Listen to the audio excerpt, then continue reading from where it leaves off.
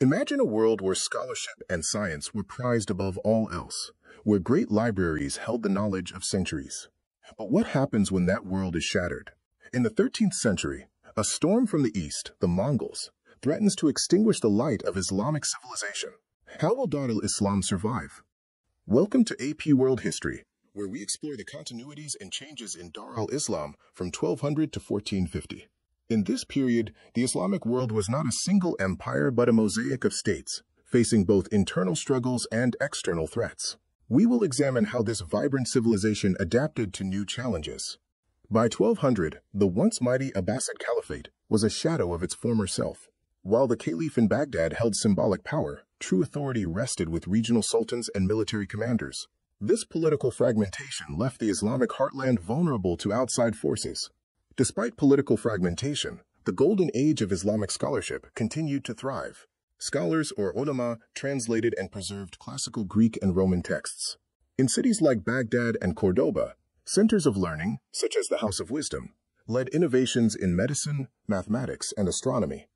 The Mongol invasion was a cataclysmic event. Led by Hulagu Khan, the Mongols swept through Persia and Mesopotamia. Their brutal campaign culminated in the 1258 siege of Baghdad, which marked the end of the Abbasid Caliphate and the destruction of its intellectual treasures. The fall of Baghdad was a devastating blow. The city, once the jewel of the world, was sacked. Libraries, including the legendary House of Wisdom, were destroyed, their books reportedly tossed into the Tigris River, staining it black with ink. It was a symbolic end to an era. Surprisingly, the Mongols eventually converted to Islam. Successor states like the Ilkhanate in Persia adopted the faith of the people they had conquered. This convergence facilitated a new period of cultural synthesis, as Mongol rulers began to patronize Islamic art and scholarship. The Mamluks, a slave soldier class in Egypt, halted the Mongol advance at the Battle of Ain Jalut in 1260. This victory saved the Islamic heartland from further destruction and established the Mamluk Sultanate, which became a new center of political power and Islamic scholarship. Under the Mamluks, Cairo became the new intellectual hub of Dar al-Islam. Scholars, artists, and architects flocked to the city, creating a vibrant cultural and intellectual renaissance. The Mamluks built grand mosques, hospitals, and madrasas, continuing the legacy of Islamic scholarship. At the same time, Islam was expanding into new regions. In northern India, the Delhi Sultanate was established in 1206. This was a series of 5 dynasties that ruled over large parts of the Indian subcontinent, bringing with them Islamic law, culture, and architecture. The Delhi Sultanate led to a fascinating cultural fusion. Persian and Turkish traditions blended with Hindu and Buddhist art and architecture. New languages like Urdu emerged, and a unique Indo-Islamic architectural style was born, as seen in monuments like the Qutub Minar. The spread of Islam wasn't just through conquest. In Southeast Asia, merchants and Sufi mystics were the primary agents of diffusion.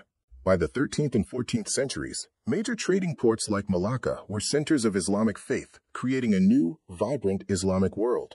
Sufis played a crucial role in spreading Islam.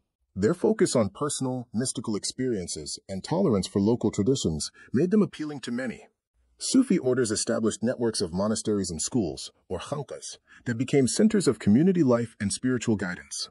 The Islamic world's agricultural innovations continued to be a foundation of its wealth. Scholars and farmers shared knowledge of irrigation techniques, crop rotation, and new crops like sugarcane, citrus fruits, and cotton, which spread throughout the empire via trade routes. In medicine, Islamic scholars made profound contributions.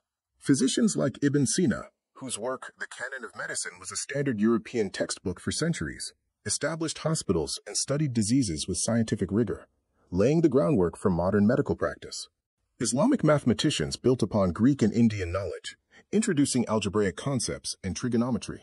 Scholars like Al-Khwarizmi developed algorithms and perfected the use of Hindu-Arabic numerals, which revolutionized mathematics and were essential for trade and commerce.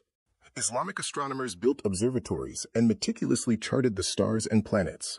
They created precise astrolabes and globes, which were crucial for navigation and for determining the direction of Mecca for prayer.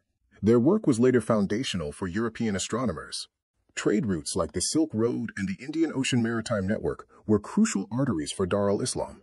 Muslim merchants facilitated the exchange of goods, ideas, and technologies between Asia, Africa, and Europe, becoming a central force in the global economy. The trans-Saharan trade brought wealth to Islamic merchants and spread the faith to West African kingdoms like Ghana and Mali. The introduction of the camel revolutionized travel, making it possible to cross the Sahara and trade gold, salt, and other valuable commodities. Islamic cities like Cairo, Delhi, and Timbuktu were more than just commercial hubs. They were vibrant centers of culture and learning. They featured grand mosques, busy bazaars, and impressive madrasas, attracting scholars and travelers from all over the known world. While social norms varied, women in many parts of Dar al-Islam enjoyed certain legal protections, including property and inheritance rights. Some aristocratic women were patrons of the arts and scholarship, and others worked in various professions, from textile production to commerce. Though a Christian reconquest was underway, the legacy of Islamic Spain, or Al-Andalus, continued. Scholars like Ibn Rushd, or Averroes, translated Greek philosophy, which was later reintroduced to Europe, sparking the Renaissance. The cultural blending left an indelible mark on Europe. As the period drew to a close, a new power emerged, the Ottomans.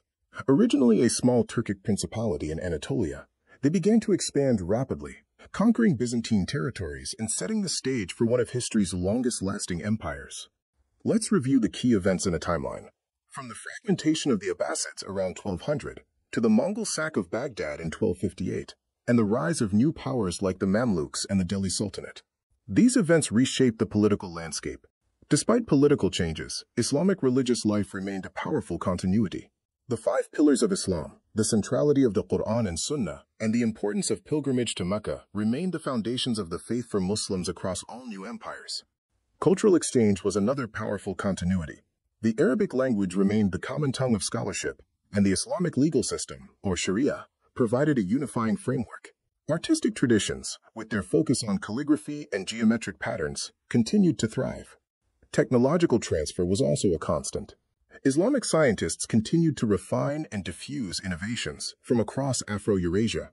Papermaking from China, the compass, and gunpowder, for example, were adopted and perfected within the Islamic world before spreading westward. The vast and interconnected trade network remained a critical element of Dar al-Islam.